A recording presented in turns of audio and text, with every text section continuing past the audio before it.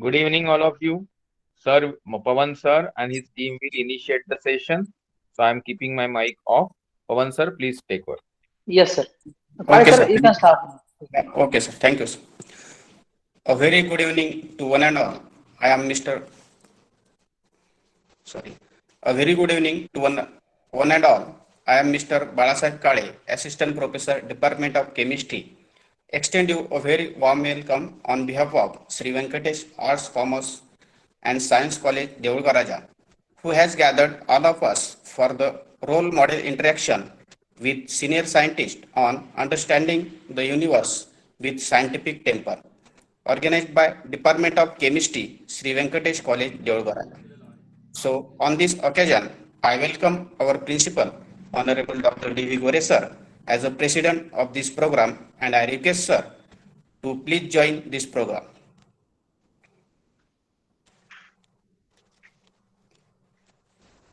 Thank you, sir.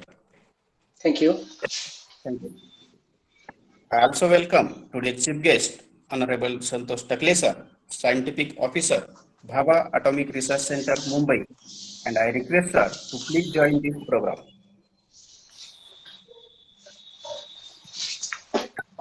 Yes, sir. Thank you. Thank you very much for the Thank, invitation. thank, thank you, sir. Thank you. Uh, So shall we continue? Again, dignitaries and participants who have joined this program on this online platform. Thank you once again.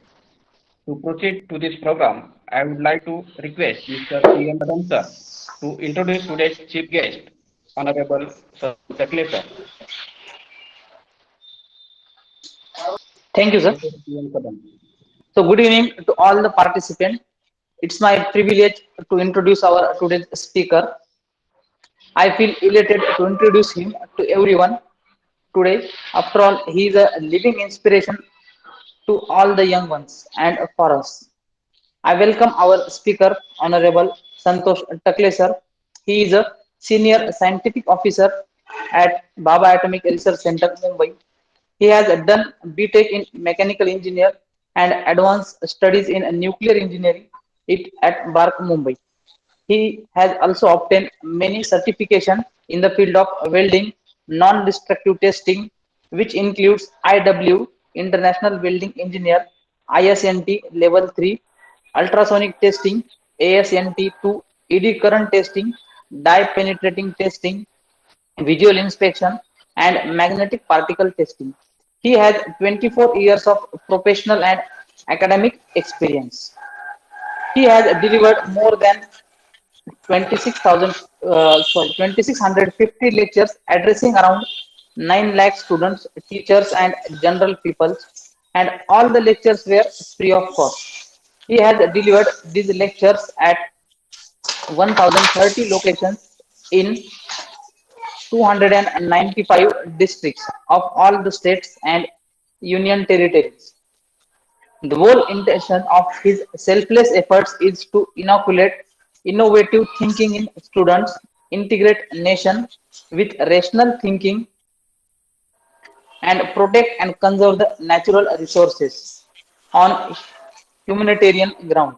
Mission is to inoculate scientific temperament in every human being to achieve sustainable development. He is a founder and advisor of Takle Charitable Trust, Takle Vidyan Gurukul, ICIT Computer Institute, and Skywatchers Association of Raigad. He is also honorary member of many organizations in technical and social field. He has been honored with many prestigious awards for his outstanding contribution in the field of science and technology, as well as social field.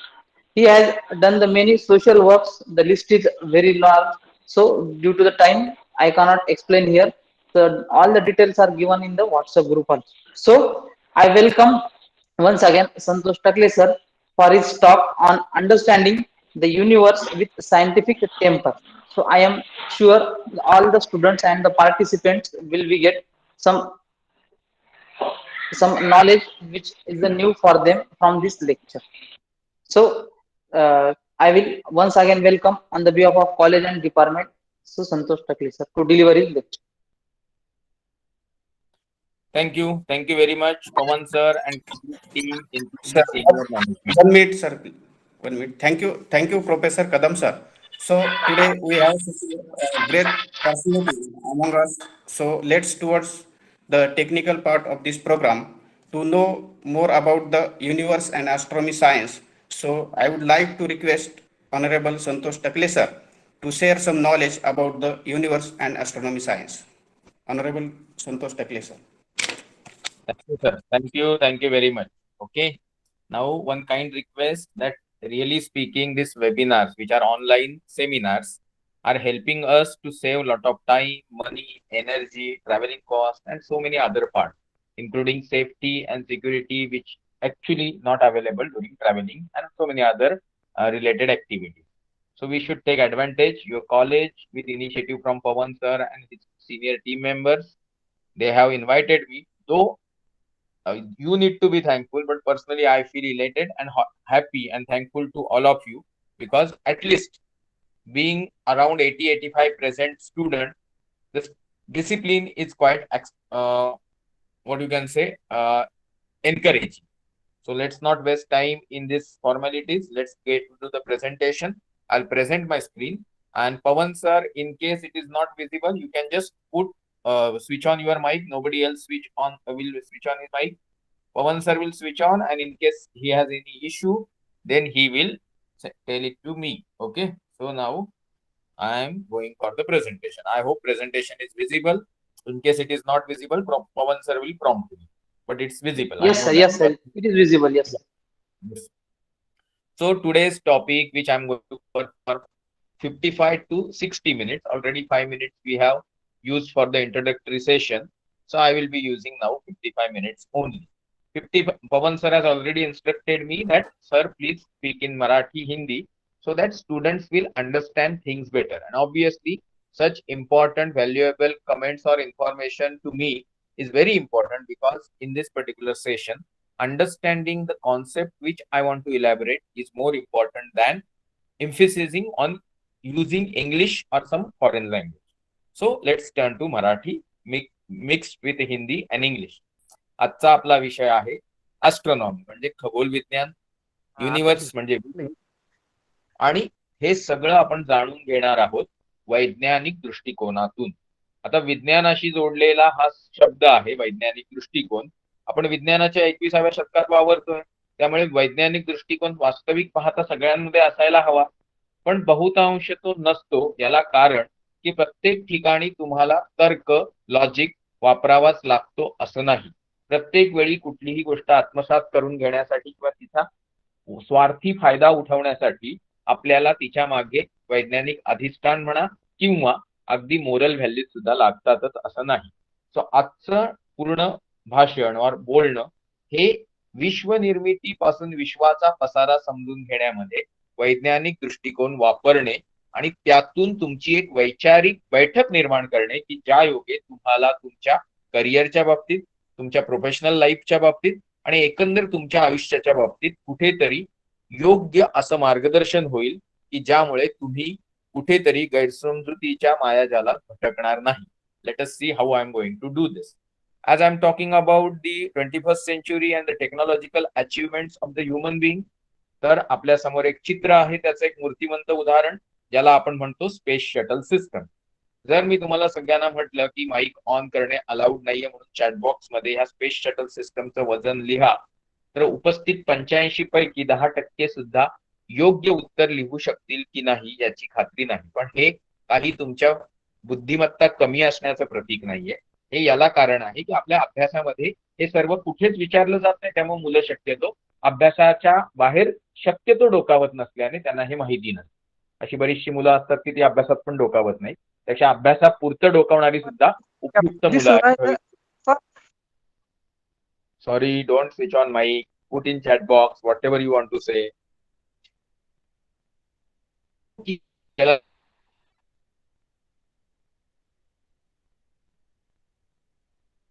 तुम्हाला एक साधेसं उदाहरण देतो. Space shuttle system थोडा वेळ बाजूला ठेवली आणि असं विचारलं की करोनाचं सावट दूर होत आहे, आपण मार्केट वगैरे ओपन झालेत त्यामुळे तिकडे मोटरसायकलने कधीतरी जातो खरेदीसाठी. असा विचार करा तुम्ही जात होतात, अचानक कोणीतरी मध्ये आलं आणि मोटरसायकल तुमची रस्त्यावर कलंडली.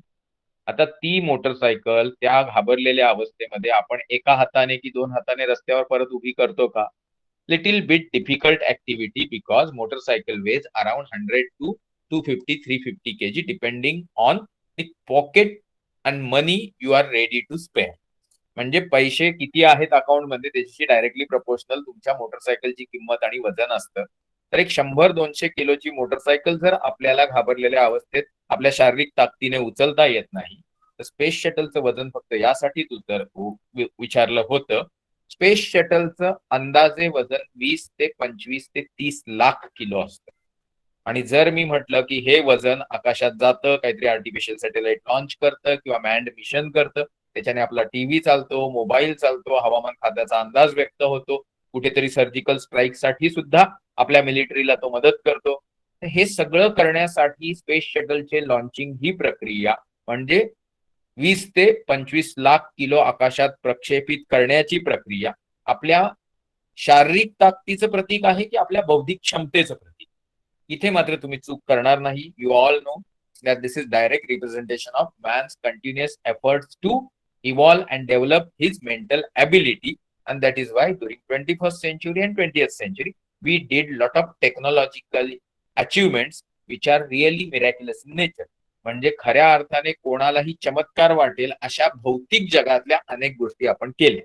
म्हणजे जर 21व्या शतकातल्या मानवाला विज्ञानाच्या चमत्कारांचा उपभोग घेण्यासाठी जर विज्ञानाचीच विचारसरणी उपयोगी पडते, तर ते आपल्याला आपल्या आजूबाजूला दिसत नाही. आणि म्हणून बऱ्याच विचारवंतांनी म्हटलेलं आहे की माणसाने विज्ञानाची सृष्टी घेतली पण दृष्टी घेतली नाही. आणि ही दृष्टी न घेण्यामागे विज्ञान वापरताना वैज्ञानिक दृष्टिकोन लागत नाही. ही छोटीशी उणीव किंवा म्हणू शकता कमतरता आपल्याला उपयोगी पडते, पण ती योग्य नाही. म्हणूनच माझ्या लेक्चरचा मूळ मुद्दा किंवा हेतू हा मुलांमध्ये, शिक्षकांमध्ये, समाजामध्ये सगळ्या मानवी व्यक्तिमत्वांमध्ये वैज्ञानिक दृष्टिकोन रुजवणे हा आहे. आणि आपल्या संविधानाचा, आपल्या राज्यघटनेचा, आपल्या कायदा प्रणालीचा हा एक अविभाज्य घटक असल्याने मी जे करतोय ते एक वैज्ञानिक म्हणून समाजासाठी उपयोगी आणि एक चांगलं देशामध्ये कायदा आणि सुव्यवस्थेशी कुठेतरी वाढ करणारा माझा प्रयत्न आहे असं मला वाटतं. म्हणून मी याच्या मागे एवढा मेहनत घेतो. Now let's go to the very important thing की जर आपण स्पेस शटलच्या माध्यमातून लोकांना बौद्धिक क्षमतेचं आणि त्याच्या उपयोगितेचं उदाहरण देण्याचा प्रयत्न केला, देन हिअर बिईंग यंगस्टर्स म्हणजे तुम्ही सगळे जे 18, 19, 20, 21 आणि ग्रॅज्युएट होऊन देशाची कमान उचलून घेणार आहात, तर तुम्हाला माहिती असलं पाहिजे की स्टुडंट्स और चिल्ड्रेन और youngster must be taught how to think and not what to think. आता how to think and what to think मधला फरक खऱ्या अर्थाने तुम्हाला या लेक्चरच्या शेवटपर्यंत कळेलच. म्हणून मी इथे परत नव्याने उदाहरण देत नाहीये. आपण थोडे पुढे जाऊया. How to think and what to think मधला महत्वाचा फरक हा आहे की तुमच्या विचारसरणीमध्ये खऱ्या अर्थाने वैज्ञानिक पुरावे कुठल्याही बाबीला सिद्ध करण्यासाठी तुम्ही किती वापरता याच्याशी जुळून घेण्यासारखा आहे. Scientific temper is what? Scientific temper or attitude is nothing but finding and having scientific proofs to accept any fact or any principle told by anybody around you. म्हणजे कुठल्याही माणसाने पुस्तकातून म्हणा, त्याला ग्रंथप्रामाण्य म्हणतात, व्यक्तिप्रामाण्य म्हणजे कुठल्या तरी मोठ्या माणसाने सांगितलं म्हणून ऍक्सेप्ट न करता योग्य पुराव्यांच्या, तेही विज्ञानाला मान्य असलेल्या पुराव्यांच्या आधारे जर तुम्ही एखादी गोष्ट मान्य करत असाल तर ती वैज्ञानिक दृष्टिकोनाला धरू नये असं आपण म्हणू शकतो. आता त्याचा फायदा काय होतो? आज 18, 19, 20 वर्षाचा असलेला तरुण, तरुणी, विद्यार्थी अजून जर ऍव्हरेज आयुष्य माणसाचं 70-80च्या दरम्यान पकडलं तर 60 ते 50 वर्ष जगणार आहे. आणि असे हे 60 ते 50 वर्ष जगणारे व्यक्तिमत्व खऱ्या अर्थाने देशाला आणि मानवतेला उपयोगी पडत असताना त्यांनी त्यांच्या आयुष्यात घेतलेले निर्णय हे फार रॅशनल आणि इन्फॉर्म्ड असावे ही अपेक्षा समाजाची आणि देशाची असते. कारण नागरिकांची जी प्रतिष्ठा आणि पद आणि कॉम्पिटिटिव्हनेस आहे तोच देशाचा रिप्रेझेंटेशन करतो. ह्या परिस्थितीमध्ये जर वैज्ञानिक दृष्टिकोन आपल्याला आयुष्यात मोर रॅशनल अँड इन्फॉर्म चॉईसेस करायला मदत करतो, तर ही गोष्ट आपल्या संविधानकर्त्यांना आजपासून 75 वर्षापूर्वीच किंवा त्या आधीच कळली होती. आणि म्हणून आपल्या घटनेमध्ये 51AH clause is about inculcating, fostering and promoting the scientific temperament. That is the fundamental duty of every Indian citizen. So, आपल्यामध्ये मग वैज्ञानिक दृष्टिकोनाची कमतरता काय येते जर शाळेमध्ये, पुस्तकांमध्ये, संविधानामध्ये हे आहे, तर याला कारण आहे भारतासारख्या बहुविविधतेने नटलेल्या आणि बरेचसे संस्कार जातीमुळे, धर्मामुळे, बऱ्याचशा समाजाच्या अंगांमुळे असल्यामुळे आपल्या आजूबाजूला असलेला सोशल एन्व्हायरमेंट कुठेतरी वैज्ञानिक दृष्टिकोनासाठी मारक ठरतो. दुसरी महत्वाची गोष्ट आहे जे एज्युकेशनल एक्सपोजर शाळा कॉलेजेस पासून, आपल्या आसपासच्या कुटुंबियांपासून, समाजाकडून आपल्याला जे मिळतं तिथे पण कुठेतरी कमतरता जाणवते. आणि बालमनावर झालेले संस्कार नंतर पुढच्या आयुष्यामध्ये फार मोठी हर्डल म्हणजे अडथळे निर्माण करतात जर ते योग्य नसतील. पण हे योग्य की अयोग्य हे आता ठरवणार नाहीये.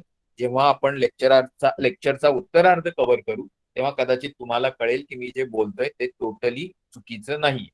It is considered moral crime to question what is being preached or written in a religious book.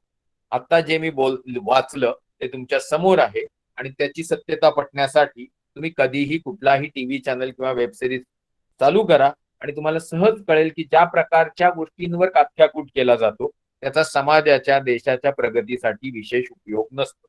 So let's go to the interesting part की जर आपण विज्ञान युगात राहतो, विज्ञानाने निर्माण केलेली साधन सामुग्री वापरतो, अक्षरशः फक्त किडनी, हार्ट आणि लिव्हर ट्रान्सप्लांटवर माणसं थांबलेली नाहीयेत, तर मानवी संस्कृती आज त्या टप्प्यावर गेलीये की चक्क हेड ट्रान्सप्लांटचे प्रयोग इटली सारख्या देशामध्ये वैज्ञानिकांची टीम करत आहे. आपल्या ग्रहा व्यतिरिक्त कुठे मानवासारखी उत्क्रांत जीवसृष्टी आहे का हे शोधण्याचे प्रयत्न एखाद्या छोट्याशा स्पेस शटलच्या आणि दुसऱ्या प्रणालीच्या माध्यमाने होत आहेत. आणि अशा अनेक गोष्टी घडत असताना या विज्ञान युगाची खऱ्या अर्थाने सुरुवात कधी झाली यातूनच आपण सुरुवात करूया. जे चित्र तुम्ही पाहताय ते गॅलिलिओ यांचं आहे. त्यांच्या बाजूला जे छोटस दांडुका दाखवलाय ती एक छोटी दुर्बीण आहे, जे सायन्सच्या FY SY TY च्या मुलांना नक्कीच माहिती असेल. आणि ती त्यांनी वापरली 400 वर्षापूर्वी. तुमच्या कॉलेजमध्ये असलेला टेलिस्कोप हा खाली दाखवलेल्या टेलिस्कोप प्रमाणे असेल. तो मात्र एक 20, 25, 30 हजाराला मिळतो आणि त्यातून त्या सगळ्या गोष्टी छानपणे दिसतात ज्या गॅलिलिओला त्याच्या छोट्याशा टेलिस्कोप मधना फारच अंधुक सारख्या दिसल्या. पण त्याच्या विचार क्षमतेमुळे मात्र त्याने जगाला आणि मानवजातीच्या विचारसरणीला जी दिशा दिली ती आजही कुठेतरी एक आढळ ध्रुव ताऱ्याप्रमाणे आपल्याला मार्गदर्शन करत राहते. So what is it? It is this. गॅलिलिओने 400 वर्षापूर्वी त्याच्या छोट्याशा म्हणजे 2 सेंटीमीटर डायमीटर असलेल्या म्हणजे 20 मिलीमीटरच्या दुर्बिणीतून जे काही पाहिलं त्या स्लाइड्स मी तुम्हाला 1, 2, 3, 4, 5 आता पुन्हा परत जाऊया. काय हे असं दाखवलं की तुम्हाला लक्षात यावं की काय पाहिलं. आता काय पाहिलं त्याचं एक्सप्लेनेशन. पहिल्या चित्रात तुम्हाला चंद्र दिसतोय. मोबाईल वरून मी प्रेझेंट करतोय त्यामुळे तुम्हाला खड्डे व्यवस्थित दिसत नाहीयेत, पण चंद्र आहे आणि त्याच्या तुम्हाला कुठेतरी काळ्या काळ्या पॅटर्न दिसतोय, ते खड्डे आहेत त्याच्यावर. बाजूला एक काहीतरी चमकणारा तारासारखं काहीतरी दिसतं. मी जर तुम्हाला विचारलं व्हॉट इज इट, तर many people will give right answer, but then there will be few people ज्यांना माहित नसेल की बाजूला असलेली गोष्ट ही तारा आहे, ग्रह आहे की एक्झॅक्टली काय आहे. बऱ्याच मुलांनी हे शब्द ऐकलेले असतात, काय, शुक्र तारा. ओके, बरेच हिंदी भाषिक विद्यार्थ्यांना हे माहिती असतं, भोर का तारा है ना. तर हे सगळे ह्या ग्रहाला म्हटलं जातं, जो ग्रह आहे, तारा नाही. पण तो ताऱ्याप्रमाणे लुकलुकतो कारण तो वातावरणाच्या हॉरायझन म्हणजे क्षितिजाच्या आसपासच भटकत असतो आणि त्यामुळे आपल्याला तो दिसत असताना लुकलुकल्याचा भास होतो.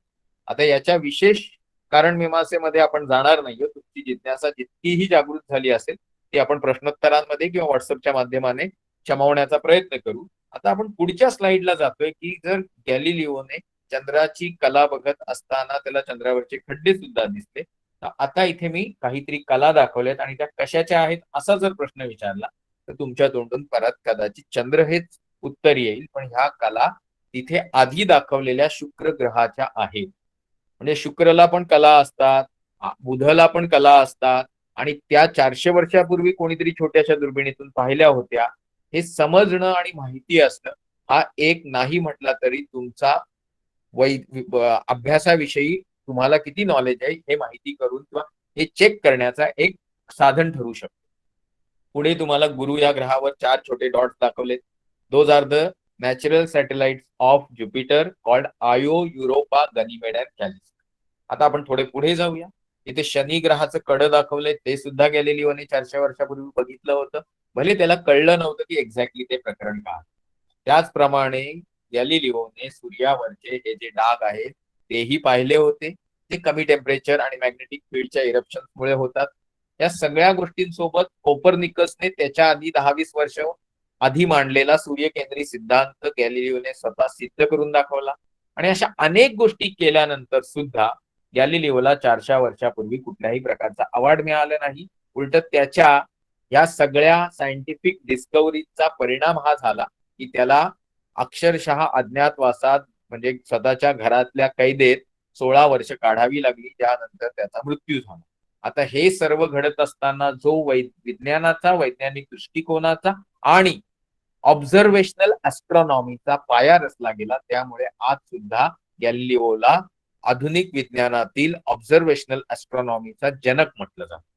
असं सगळं जे गॅलिलिओने केलं ते जर मी ह्या 21व्या शतकातल्या बुलढाण्यासारख्या शहराच्या आसपास राहणाऱ्या अंडर ग्रॅज्युएशन आणि ग्रॅज्युएशन करायची फक्त 2-3 वर्ष राहिलेल्या विद्यार्थ्यांना विचारलं की हे तुम्हाला सगळं माहिती होतं का, तर बहुतांश उत्तर हो असेल, पण कुठेतरी 10-20-30% उत्तर मात्र नाही असेल, जे ऍक्च्युली सद्य परिस्थितीला अमान्य.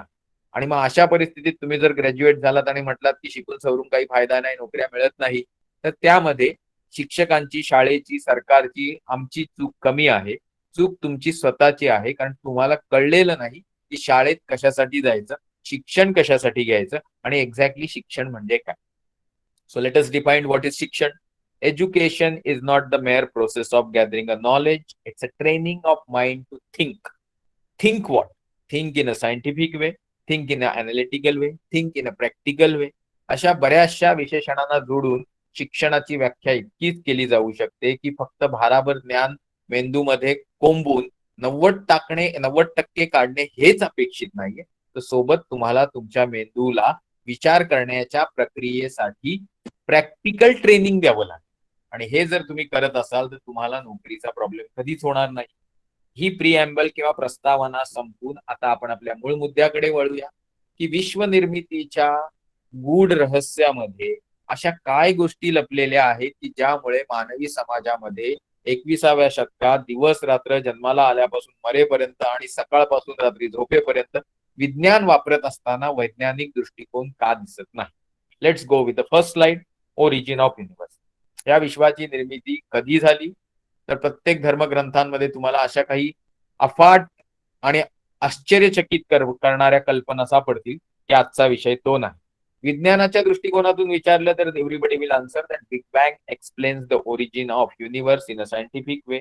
If I ask you next question, when did this happen, हे सगळं किती वर्षापूर्वी घडलं किंवा विश्वाचं आजचं वय काय आहे, तर कदाचित परत सगळ्यांच्या चेहऱ्यावर 12 वाजलेले असतील, कारण बहुतांश मुलं ज्ञानाचा अफाट महासागर गुगलच्या स्वरूपात उपलब्ध असताना सुद्धा लहानपणापासून क्युरिओसिटी नावाचा जो काही प्रकार मेंदूत असतो तो वापरला न गेल्यामुळे गुगलला हवे ते प्रश्न विचारत नाही.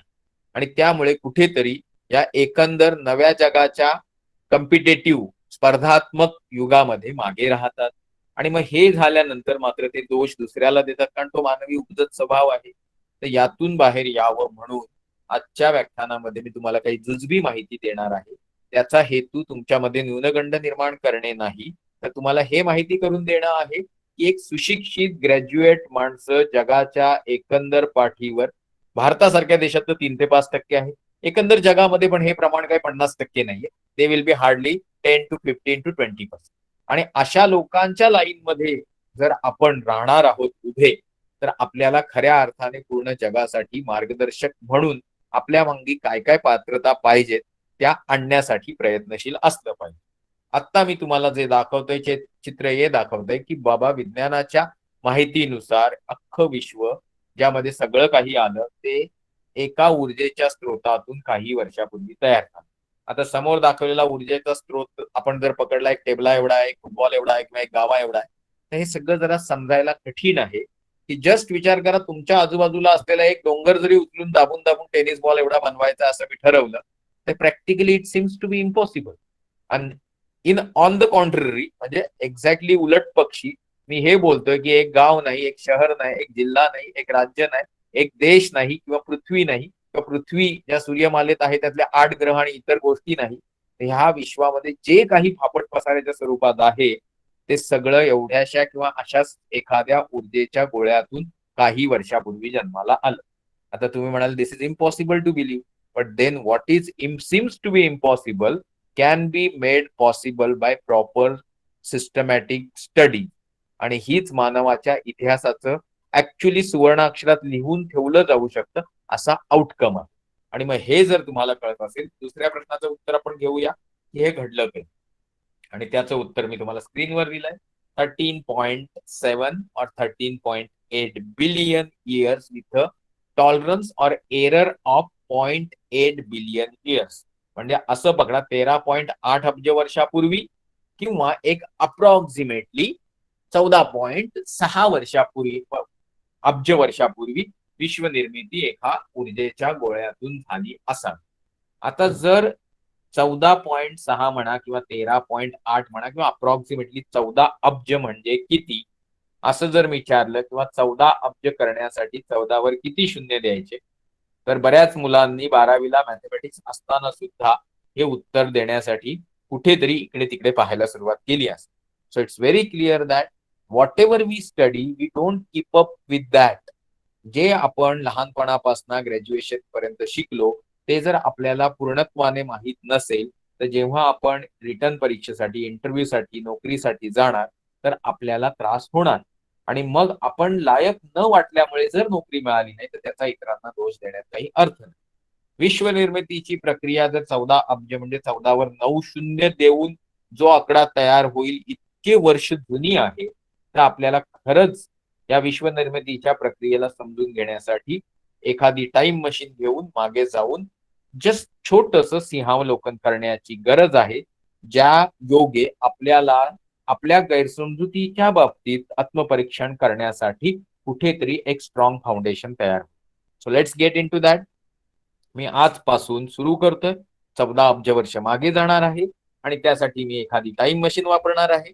आजपासून मी टाइम मशीनच्या मदतीने 75 वर्ष मागे गेलो तर देश स्वतंत्र होताना दिसेल. आज जी मुलं आर्ट्स कॉमर्सची आहेत म्हणून लेक्चरला प्रेझेंट नाहीयेत की आम्हाला विज्ञानाचं काही विशेष कळत नाही, तुम्हाला सगळ्यांना माहिती असलं पाहिजे देशाची स्वतंत्र प्राप्ती आणि देशाच्या स्वतंत्र प्राप्तीनंतर देशाची पूर्णपणे राजकीय आणि प्रशासकीय घडी बसवण्याचं काम ज्या महान लोकांनी केलं ते बऱ्यापैकी आर्ट्स मध्येच ग्रॅज्युएट होत. त्यामध्ये डॉक्टर बाबासाहेब आंबेडकर सुद्धा येतात. म्हणजेच शिक्षणाचा उपयोग तुम्हाला समजदार, ज्ञानी आणि प्रॅक्टिकली अचिवेबल गोल डिफाईन आणि मिळवण्यासाठी होतो. याच्या पलीकडे शिक्षणामध्ये दुसरं काहीही नाही. मग तुम्ही डिग्र्या किती घेतल्या त्यापेक्षा त्या डिग्री घेत असताना त्यामध्ये जे नॉलेज मिळालं त्याचा तुमच्या आयुष्यासाठी, तुमच्या कुटुंबासाठी, समाजासाठी, देशासाठी आणि मानवतेसाठी किती उपयोग होतो, या निकषांवर समाज तुम्हाला लायक किंवा नालायक ठरवतो.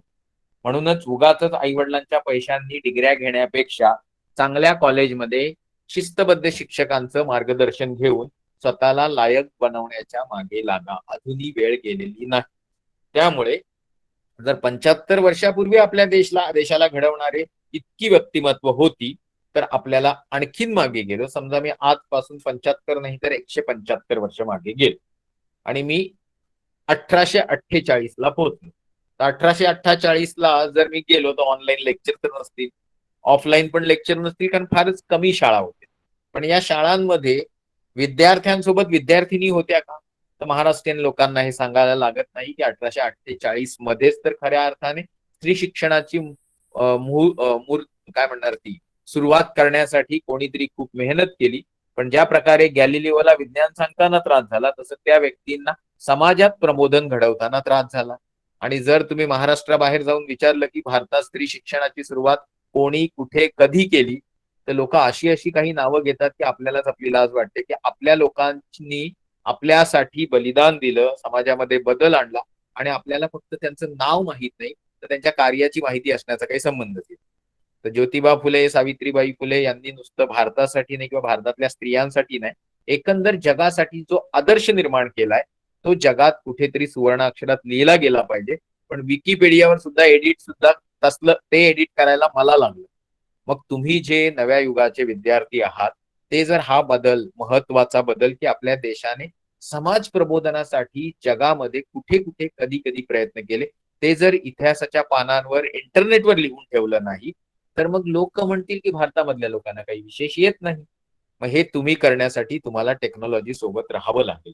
175 वर्षापूर्वी स्त्रिया हे समाजाचा घटक आहेत आणि इक्वली इम्पॉर्टंट आहेत आणि म्हणून त्यांनी शिक्षित झालं पाहिजे एवढी अक्कल जर फुले दाम्पत्याला होती तर 350 वर्ष मागे जाऊन जर मी जिथे राहतो त्या जिल्ह्यात आलात आणि रायगड किल्ल्यावर गेलात तर तीच अक्कल असलेला एक राजकर्ता महाराष्ट्राने 350 वर्षापूर्वी पाहिला हे सांगायला माझी गरज नाही. छत्रपती शिवाजी महाराज हे किती, माईक बंद ठेवा. एक छोटासा मोबाईल वरनं तुम्ही लेक्चर अटेंड करता तेव्हा माईक आणि व्हिडिओ ही 2 बटणं बंद ठेवायची असतात. ही अक्कल शाळा कॉलेज जाणाऱ्या 5वीच्या आणि 4थीच्या पोरांना असते, तुम्हाला तर असलीच पाहिजे. आपण बोलत होतो की जर 350 वर्षापूर्वी राजाचं काम समाजामध्ये सगळ्यांसाठी काम करणे आहे, तिथे कोणी छोटा नाही, कोणी मोठा नाही, कोणी स्त्री नाही, कोणी पुरुष नाही, पण योग्य ठिकाणी मात्र स्त्रियांचा आदर केलाच गेला पाहिजे. मग त्या शत्रूच्याही स्त्रिया असतील तर इतका मोठा आदर्श ज्या शिवाजी महाराजांनी समाजासमोर ठेवला त्या शिवाजी महाराजांचंही नाव महाराष्ट्राच्या विशेष पलीकडे आणि भारताच्या पलीकडे पोहोचलेलं दिसत नाही. याला कारण आहे की जे शिक्षित होतात, जे कमवायला लागतात ते कम्फर्ट झोन मध्ये जगतात आणि हाच भारताचा नाही तर विकसनशील असलेल्या गरीब देशांमधल्या प्रत्येक नागरिकाचा प्रॉब्लेम. ओके, तर ह्याला कुठेतरी आपल्याला बदल घडून आणवायचा आहे. तेव्हाच देशामध्ये खऱ्या अर्थाने सुवर्णयुग येईल. फक्त जुन्या इतिहास उगाळून काही फायदा नाही. जर मी 350 वर्ष मागे गेल्याने शिवाजी महाराजांची भेट होऊ शकत होती तर मी 600 वर्ष मागे गेलो तर अन्यायाविरुद्ध लढताना पंजाबमध्ये गुरु गोविंद सिंग गुरु नानक धार्मिक अधिष्ठान वापरून करत असताना दिसतील. पण मूळ हेतू अन्यायाविरुद्ध लढणे होता. असंच जर मी 800 वर्ष मागे गेलो, आळंदीला गेलो तर नॉलेज समाजामध्ये पसरवण्यासाठी ज्ञानेश्वर महाराज काम करत होते हे लक्षात येईल. असंच जर मी 1400 वर्ष मागे गेलो आणि मेक्का मदिनाला गेलो तर लक्षात येईल की कुठेतरी मोहम्मद पैगंबर सतत आपापसात खाण्यापिण्याचे प्रॉब्लेम असल्या कारणाने भांडणाऱ्या जमातीमध्ये शांती आणि कलहविरहित समाज निर्माण करण्याचं काम करत होते. आणि म्हणूनच ज्या इस्लामची सुरुवात पैगंबरांनी केली त्या इस्लामला द रिलिजन ऑफ पीस म्हटलं जातं. जे प्रदेश तसेच खाण्यापिण्याच्या बाबतीत फारच बकाल होते 1400 वर्षांपूर्वी तिथे शांतता कशी राबवली जाईल याच्यावर पैगंबरांनी काम केलं. आज त्याचं कुठलं बाह्य स्वरूप तुम्ही अनुभवता किंवा बघता किंवा ऐकता या तुमच्या ऐकण्याला त्याच्या ओरिजिनॅलिटीशी काही विशेष संबंध नाही. ज्या कालखंडामध्ये ज्या कल्पना महत्वाच्या वाटल्या त्या भराभर पसरल्या आणि मग त्याला विकृत स्वरूपात मांडण्याचं काम स्वार्थ प्रेरित राजकर्त्यांनी केलं. त्याला तुम्ही ओरिजिनेटरला त्याच्यासाठी दोष देऊ शकत नाही. जर 1400 वर्षापूर्वी पैगंबर हे काम करत होते तर 2000 वर्षापूर्वी जीसस क्राइस्ट हे काम करत होते. 2000 वर्ष जर मी मागे गेलो, शून्यापर्यंत पोहोचलो, शून्याच्या पलीकडे जाऊ शकतो का असा प्रश्न विचारला तर 5वीची मुलं म्हणतात हो आणि 15वीची मुलं म्हणतात नाही. कारण मुलांना बऱ्यापैकी पुढचं पाठ मागचं सपाट म्हणजे बीसीई, इसवी सन पूर्व या सगळ्या हिशोबांचा काही अर्थच नसतो. म्हणजे शून्याच्या पलीकडे गेल्यानंतर जर आपण इसवी सन पूर्व हा कालखंड मोजतो तर 2020 वर्ष मागे गेलो तर मी शून्यापर्यंत पोहोचेल. तर मी 2020 अधिक 260 वर्ष म्हणजे टोटल जर मी 2280 वर्ष मागे गेलो आणि ओरिसामध्ये गेलो तर मला सम्राट अशोक दिसतील, कलिंगा युद्धानंतर दुःख प्रकट करत असलेले. त्याच्यापेक्षा 50 वर्ष मागे गेलो तर चंद्रगुप्त मौर्य, आचार्य चाणक्य, पोरस, अलेक्झांडर द ग्रेट भेटतील. त्याच्यापेक्षा मागे म्हणजे 2400 वर्ष मागे गेलो तर कदाचित जॉमेट्री वाले पायथागोरस भेटतील. 2600 वर्ष मागे गेलो तर गौतम बुद्ध, महावीर तीर्थंकर भेटतील. याच्याही पलीकडे 1000-1500 वर्ष गेलो तर ज्या सभ्यतेचा आपण सगळे हिस्सा आहोत त्या भारतीय कालखंडाने, भारतीय संस्कृतीने जे समाजाला आणि जगाला दिलं, खगोलशास्त्राचं ज्ञान, संस्कृतीचं ज्ञान आणि जे वेदांमध्ये लिहिलं गेलंय त्यांचा एक हिस्सा आहे वेदांग ज्योतिष. आणि वेदांग ज्योतिष या श्लोकांमध्ये बऱ्यापैकी खगोलशास्त्र दिसतं. आणि ही प्रक्रिया आजची, कालची, परवाची, 100 वर्षापूर्वीची नाही, चक्क 3000 वर्षापूर्वी. म्हणजे जर 3000 वर्षापूर्वी आपल्या पूर्वजांना वैज्ञानिक गोष्टी कळत होत्या, त्यांना सेलेस्टियल आकाशातले कॅल्क्युलेशन कळत होते, त्यांचे आपले हिशोब होते जे नक्षत्र आणि तत्सम गोष्टींमध्ये त्यांनी मांडले होते, तर त्या ज्ञानाला मिळवत असताना गर्व आणि माज करायची गरज नाही. गरज आहे त्यांच्यासारखं मेहनती व्हायची, त्यांच्यासारखा स्वतःवर दृढ विश्वास ठेवायची आणि योग्य रीतीने समाजाला दिशा द्यायची. हे तर फक्त आपण 3-3.5 हजार वर्ष मागे गेलो. अजून 1500 त्यात टाकले तरी 5000 वर्षापूर्वी भारताच्या उपखंडामध्ये अशा सभ्य संस्कृती राहत होता की त्यांनी घरांसोबत टॉयलेट, बाथरूम, स्नानगृह निर्माण केले. I am talking about Mohenjo-daro आणि हडप्पा. तरी फक्त मी 5000 वर्षच मागे गेलो. त्याला 10ने गुणलं तर 50,000 वर्ष होतील आणि त्याला आणखी 10ने गुणलं तर 5 लाख वर्ष होतील. आणि 5-5.5 लाख वर्षापूर्वी तुमच्या जिल्ह्यात काय घडलं होतं हे सांगायला माझी गरज नाही. तरी जे नमुने लोणारला गेले नसतील त्यांना माहिती असायला हवं की तुम्ही कुठल्याही धर्मक्षेत्राला जाऊ नका, पण लोणारला मात्र तुम्ही तरी एकदा गेलंच पाहिजे आणि तुमच्या आसपासच्या सगळ्या छोट्या मुलांना इंटरनेटवर लोणार विषयी सविस्तर वाचन करून लोणारला घेऊन जाऊन त्यांना त्या अद्भुत जागेचं सेलेस्टियल, रिसर्च ओरिएंटेड, विज्ञानाला धरून असलेलं महत्व सांगितलं पाहिजे. कारण अख्ख्या जगातले लोक तिथं रिसर्चसाठी येतात. मीही मुंबईहून आतापर्यंत 2 ते 3 वेळा विद्यार्थ्यांना घेऊन गेलोय याच हेतूने. पण खरंच सांगायचं तर विज्ञानाच्या तीर्थक्षेत्रांना जाल तर तुम्हाला वैज्ञानिक दृष्टिकोन येवो न येवो पण विज्ञानाविषयी प्रेम आणि आदर वाढेल. आणि असा ज्योत से ज्योत जलाते चलो टाईपचाच प्रकार आहे. तुम्ही 4 लोकांना विज्ञान सांगाल तर ते 4 लोक पुढच्या 40 लोकांना सांगतील आणि खऱ्या अर्थाने अपेक्षित वैज्ञानिक दृष्टिकोन वृद्धिंगत होईल. So if we are talking about just 5 lakhs year बिफोर, 5.5 लाख वर्ष लोणार सरोवराची निर्मिती, तर याच्यापेक्षाही जुन्या कालावधीत पृथ्वीवर जीवांचं अस्तित्व होतं आणि त्यातला एक जीव म्हणजे डायनोसॉर. मी जर प्रश्न विचारला डायनोसॉर किती वर्षापूर्वी जन्माला आले, कधी वारले, तर कोणीतरी मस्तीत म्हणेल. मी बर्थडेलाही गेलो नव्हतो आणि त्यांच्या माईक चॅट बॉक्स मध्ये तुमचे काही प्रश्न असतील तर लिहा, पण माईक ऑफच ठेवा. Okay, I am getting disturb. Okay, तुम्हाला काही कोणाला त्रास नाहीये ना? Pavan sir, everything is going well? Sir yes. Okay. तर आपण बोलत होतो की 5.5 लाख वर्षांच्याही पलीकडे जाऊन जर आपल्याला या टाइम लाईन मध्ये काही ट्रेस करायचं असेल तर एक माहितीतला जीव म्हणजे डायनोसॉर, जे 65 मिलियन म्हणजे 6.5 कोटी वर्षापूर्वी पृथ्वीवरून नेस्तनाबूत झाले, एक्सटिंक्ट झाले. ते जन्माला आले होते अप्रॉक्सिमेटली 20 करोड इयर्स म्हणजे 2000 लाख वर्षापूर्वी. सबट्रॅक्शन केलं तर उत्तर येणार 1350 लाख वर्ष पृथ्वीवर डायनासोरांच्या पिढ्या राज्य करत होत्या. आपण मागचे 20, 25, 30, 40, 50 लाख वर्षापूर्वी नंगीपुंगी अवस्थामध्ये माकडासारख्या सदृश परिस्थितीत होतो.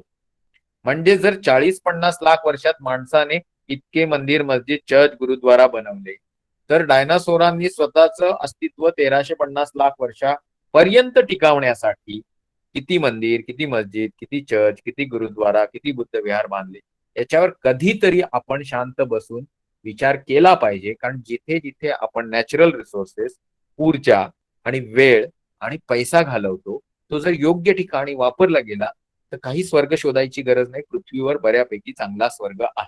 माझ्या जीवनात तर तो मी अनुभवतोय, कारण मी मेहनत केली आणि कधी ना कधीतरी त्या मेहनतीला यश मिळालं आणि मला मानसिक सुख मिळालं, जे कुठल्याही भौतिक सुखापेक्षा महत्वाचं असतं. आणि ही जाणीव तुम्हालाही होईल जेव्हा तुम्ही योग्य वेळी योग्य परिस्थितीचा अभ्यास करून स्वतःला घडवण्याचा प्रयत्न. So let's not get into this philosophy. Now will go little further. Dinosaur कुठे जन्माला आले? पृथ्वीवर. पृथ्वी कधी जन्माला आली? सूर्यापासून अप्रॉक्सिमेटली 460 कोटी वर्षापूर्वी. आणि हा सूर्य या विश्व निर्मितीच्या प्रक्रियेत सेकंड और थर्ड स्टेजचा तारा आहे असं पकडलं तर हे विश्वच निर्माण सूर्याच्या 3 पट आधी म्हणजे 1380 ते 1400 कोटी वर्षापूर्वी जन्माला. इथे जे चित्र तुम्हाला दाखवलंय ते फक्त एक काय म्हणू शकता तुम्ही स्कीमॅटिक आहे, कशा प्रकारे कुठपर्यंत आपण पोहोचले. या चित्रात पण आणि पुढे जे आपण सूर्यमालेचं चित्र बघणार आहोत त्या दोन्ही चित्रांमध्ये तुम्हाला कुठेही काही सुपरनॅचरल, भूत, पिशाच, डायन, देव, धर्म काहीही दिसणार नाही.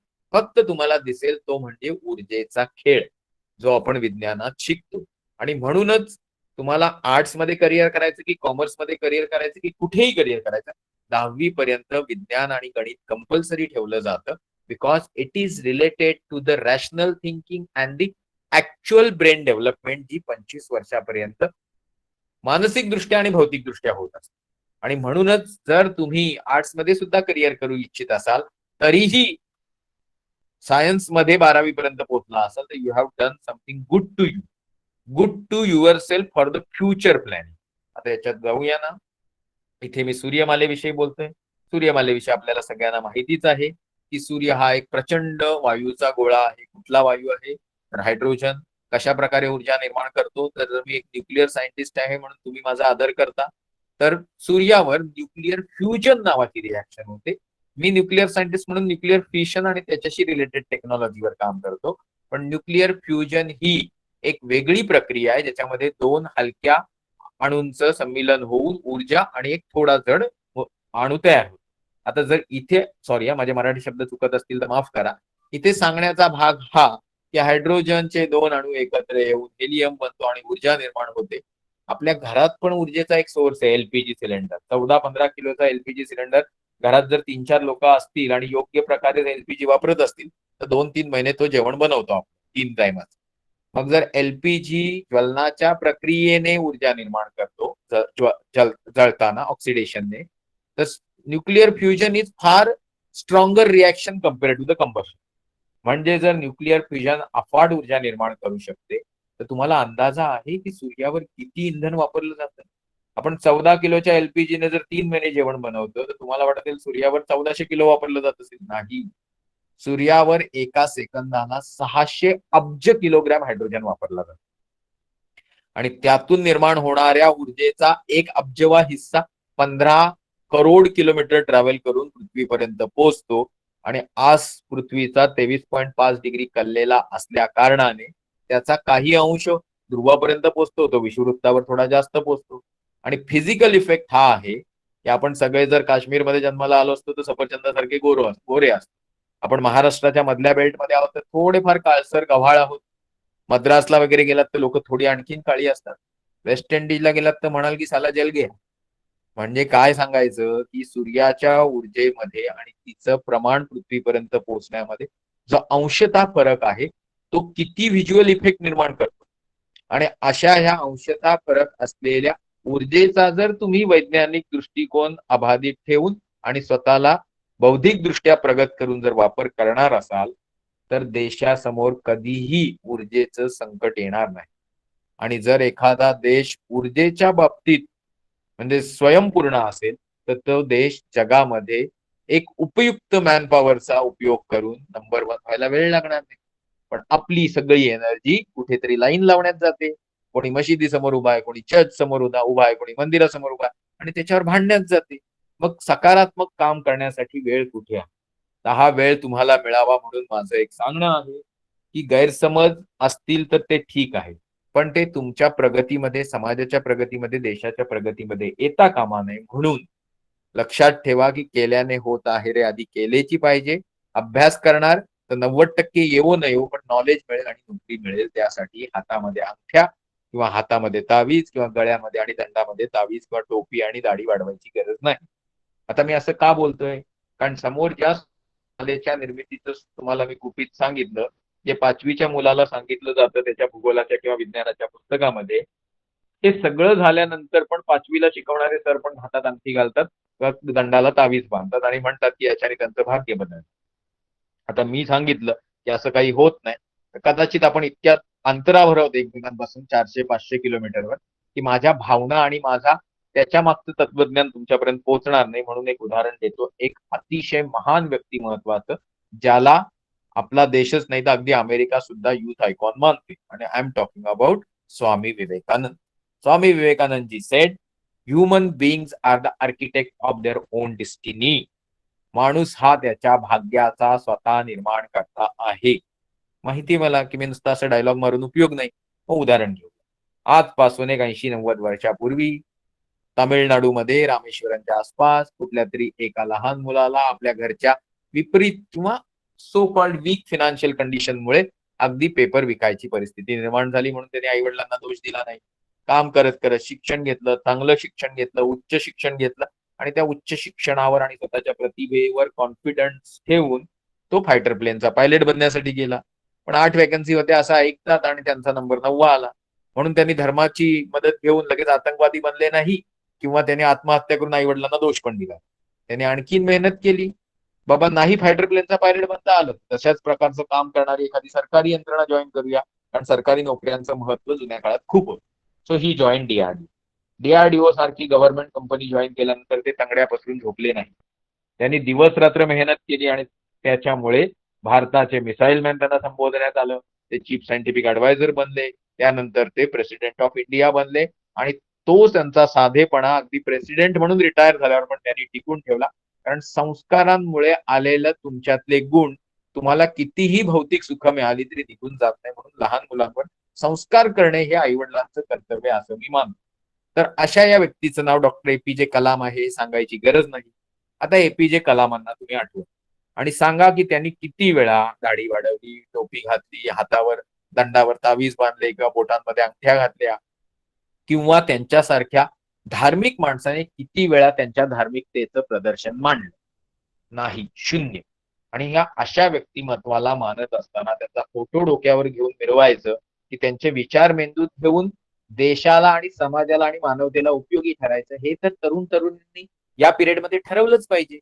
आणि हे जर तुम्हाला कळत असेल तर ऑटोमॅटिकली इट इज प्रूव्ड की अंगठी, नशीब, तावीज, गंडेदोरे यातना शक्य तेवढ्या लवकर बाहेर पडा. कारण हे विकणारे लोक चौथी फेल असतात, दुसरी फेल असतात किंवा शाळेचं तोंड न बघितलेले असतात. आणि अशा लोकांकडनं जर एखाद्या समजदार सुशिक्षित माणसाने बुद्धी प्रामाण्य बाजूला ठेवून सगळे नको ते प्रामाण्य स्वीकारायला लागला, it's not acceptable to Indian constitution. So let's go further. विश्वनिर्मिती झाली, सूर्यनिर्मिती झाली, आता मानव निर्मिती पाहूया. बऱ्याचशा बुवा बाबांकडून, मुल्ला मौलांकडून तुम्हाला ऐकायला मिळणार की डार्विनने सांगितलेला उत्क्रांतीवाद हा थेरॉटिकल आहे आणि खऱ्या अर्थाने जर माकडापासून मानव निर्मिती झाली असेल तर बुलढाणा असो, भंडारा असो, नाही रायगड असो, यांच्या जंगलातली माकडं ऑटोमॅटिकली माणसांमध्ये कन्वर्ट का होत? तुम्ही त्यांना डायरेक्टली सांगू शकता की बाबाजी तुम्ही तुमच्या घरी एक पिंजरा घेऊन जा, 10-12 माकडं त्यात भरा, स्वतः शॅम्पू करा, त्यांना पिझ्झा बिझा खायला द्या, बघा 15 दिवसात केस झडतात का, 1 महिन्याभरात शेपटी झडते का, आणि 1-2-4 महिन्यात तुमच्यासोबत प्रवचन द्यायला येतो का बघा तुम्हाला. It is impossible. So evolution and revolution has got major problem, a difference of time slab.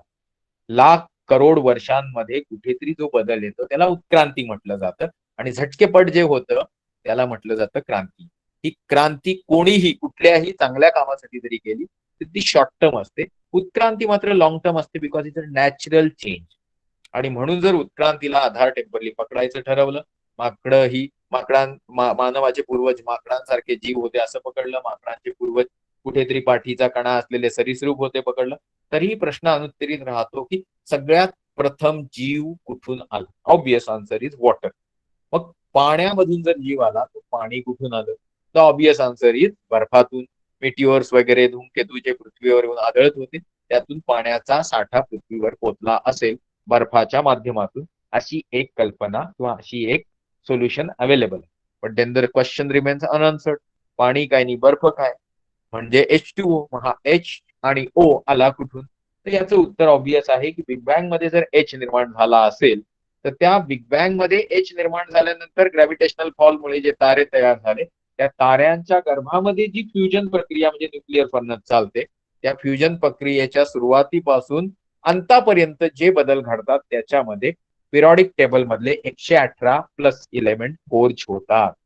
आणि हे 118 एलिमेंट ताऱ्याच्या मृत्यूनंतर त्याच्या कलेवरात किंवा त्याने फेकलेल्या रेमनंट्स मध्ये विश्वात पसरतात आणि सेकंड आणि थर्ड जनरेशन ताऱ्यांमध्ये येतात आणि मग कुठेतरी हायड्रोजन ऑक्सिजन भेटून पाणी होतं आणि ते पाणी कुठेतरी कुठल्या तरी ग्रहावर येतं. ते जर हॅबिटेबल झोन मध्ये असेल तर त्या हॅबिटेबल झोन मध्ये लाखो वर्षांच्या प्रक्रियेने अमिनो ऍसिड्स तयार होतात आणि अमिनो ऍसिड्स मधनं असे सिंगल सेल्युलर आणि मल्टी सेल्युलर आणि मल्टी मल्टी मल्टी करता करता असे एवढे मोठे जीव तयार होतात, खूप वर्ष जगतात.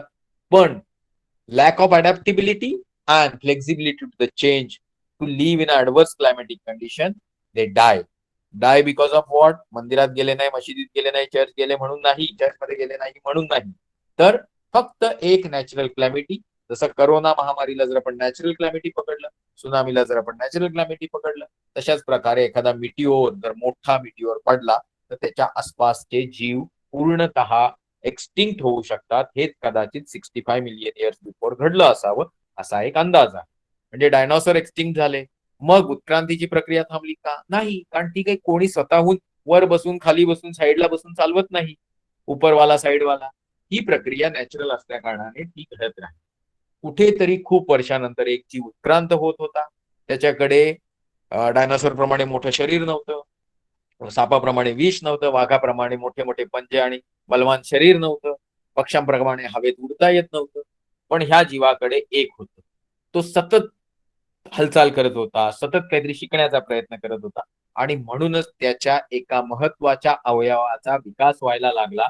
ब्रेन स्टेम पासून सुरू केलेला जीव, मेंदू असलेला जीव इतका मोठा आणि इव्हॉल्व मेंदू तयार करू शकला की या प्रक्रियेमध्ये त्यांनी चाकं बनवली, शेती करायला शिकला, प्राण्यांना एकत्र घेतले सोबत, घरदारं बांधली.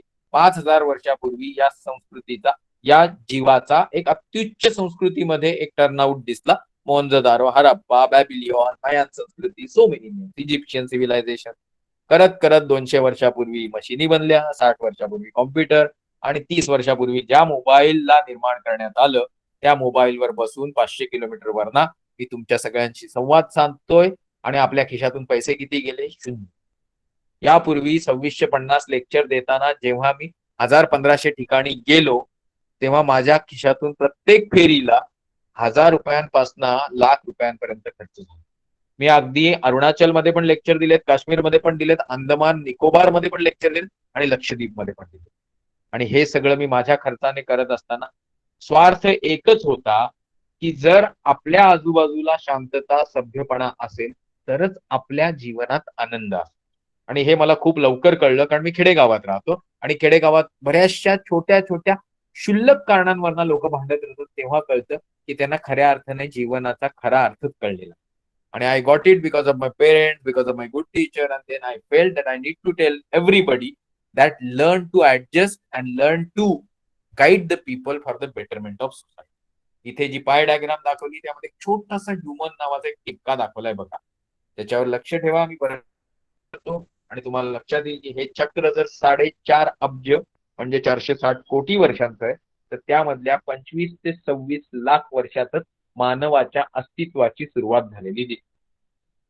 या मानवाच्या 25 लाखांपासून आजपर्यंतच्या एकूण प्रगतीमध्ये मानवाचा चौकस बुद्धीचा भाग आहे, मानवाच्या सतत मेहनत करण्याचा भाग आहे, मानवाच्या रिस्क टेकिंग ॲबिलिटीचा भाग आहे आणि मानवाने सोबत येऊन काम करण्याच्या एकूण गुणाचा भाग आहे. यामध्ये उपरवाला, साईडवाला, धर्म, हे ते, अंधश्रद्धा कुठेही उपयोगी नाही, उलट्या त्या मारक आहे. आणि हे जर तुम्हाला कळलं तर खऱ्या अर्थाने तुम्ही 21व्या शतकाचे नागरिक झालात असं मला वाटतं. म्हणून आजपासून सगळे नको असलेले, निसर्गासाठी मारक असलेले, मानवी संस्कृतीला कुठेतरी कमीपणा देणारे सगळे रीतिरिवाज, कर्मकांड सोडा आणि खऱ्या अर्थाने मानवाच्या सेवेस लागा. मानवाची सेवा म्हणजे आयुष्याची 20-25 वर्ष स्वतःला तयार करणे, 25 ते 35-40 वर्ष म्हणजे समाजामध्ये राहून समाजाला तयार करणे, त्यानंतर आपला परतीचा मार्ग चोखंदळणे आणि मग कुठेतरी शेवट स्वतः या पंचतत्वात विलीन होणे. याच्यापेक्षा वेगळं काही भारतीय संस्कृतीने सांगितलं नाही. ब्रह्मचर्याश्रम, गृहस्थाश्रम, वानप्रस्थाश्रम आणि शेवटचं तुमचं काय आहे विसरलो. ओके, असं मी बोलण्याच्या ओघात कधी कधी विसरतो, संन्यासाश्रम. ओके, मग हे सगळं फक्त आपल्या संस्कृतीत नाही, हे सगळीकडे सगळ्यांनी सांगितलेलं आहे. जपानमध्ये गेला ते इकिगाई असेल, मयान संस्कृतीमध्ये काही वेगळं असेल, बॅबिलियन मध्ये काहीतरी वेगळं असेल, सुमेरियन मध्ये काहीतरी वेगळं असेल. सगळ्यांचा मूळ मुद्दा असतो की माणूस हा माणुसकीच्या धर्माने चालला तर समाजासाठी आणि एकंदर विश्वासाठी उपयुक्त ठरेल. आणि हे आपल्या समाजाला लवकर कळलं होतं, म्हणून मार्क ट्वेन सारखा तत्ववेत्ता म्हणून गेला, India is the cradle to humanity. आणि हे सगळं सांगत असताना आणि प्रवचन देत असताना आपण मात्र एक्झॅक्टली उलट वागतो. अजूनही आपल्याकडे 5 मिनिटं आहेत, तर मी 5 मिनिटाच्या ऐवजी 10 मिनिटाची परमिशन घेऊ इच्छितो. Pavan sir, is it acceptable? Yes, sir. Yes, you can continue. Okay. So now we go ahead with the next topic, vastness of universe. यामध्ये तेच मागचं जे पुराण आहे ते उगाळून काढणार आहे की खरंच कुठल्या तरी अंगठीने ताविजाने तुम्ही ह्या ग्रहांची शांती करू शकता का. पण मुद्दा तो नाहीये, मुद्दा आहे की किती अफाट विश्वात आपण राहतो. So let's go with the diameter because you are science student, you understand diameter, length, everything very well. First is Mercury, बुध नावाचा ग्रह आहे, डायमीटर 4880 किलोमीटर, शुक्र 12,000 किलोमीटर, पृथ्वी 12,500 किलोमीटर, मंगळ 6,500 किलोमीटर, गुरुमध्ये 1300 पृथ्वी राहू शकतात, शनीमध्ये 750 पृथ्वी राहू शकतात, युरेनस नेपच्यून मध्ये एक 20, 40, 100 पृथ्वी राहू शकतात. आणि खाली तुम्हाला पृथ्वी दाखवली ज्याच्यावर 29% जमीन आहे आणि त्याच्यावर चांगले 800 कोटी लोक राहतात. आता विचार करा की तुम्ही एक अविचार करून अंगठी किंवा ताबीज या ग्रहांच्या नावाने बांधायला लागलात. या सगळ्यांच्या ज्या चित्रात दाखवले त्यांचंच काय बांधायचं ठरवलं हातापायाला, हातापायाची बोटं भरून नाही झडून पण झाली. आणि आता आपण ज्याचा 1% मटेरियल म्हणजे अख्खी ग्रहमाला. सूर्यामध्ये 10 लाख पृथ्वी राहू शकतात. जर खालच्या सगळ्यांच्या अंगठ्या आणि तावीज बांधल्याने हातापायाची बोट भरून आणि गळून जाणार होती तर सूर्याचा तर टायर घालायला लागेल गळ्यामध्ये, आणि तोही ट्रॅक्टरचा. म्हणजे शेतात जे तुमच्या ट्रॅक्टर आहे त्याचा एक टायर काढायचा, त्याला सूर्याचं नाव द्यायचं आणि तो गळ्यात घालायचा. कारण जे मांत्रिक तुम्हाला हातात अंगठी घालायला खडे बिडे देतात ना त्याची किंमत 5 रुपयाची पण नसते. पण तुम्ही वेडे असता म्हणून 5,000 आणि 50,000 रुपये देता, कारण तुमच्या मेहनतीचे ते पैसे नसतात.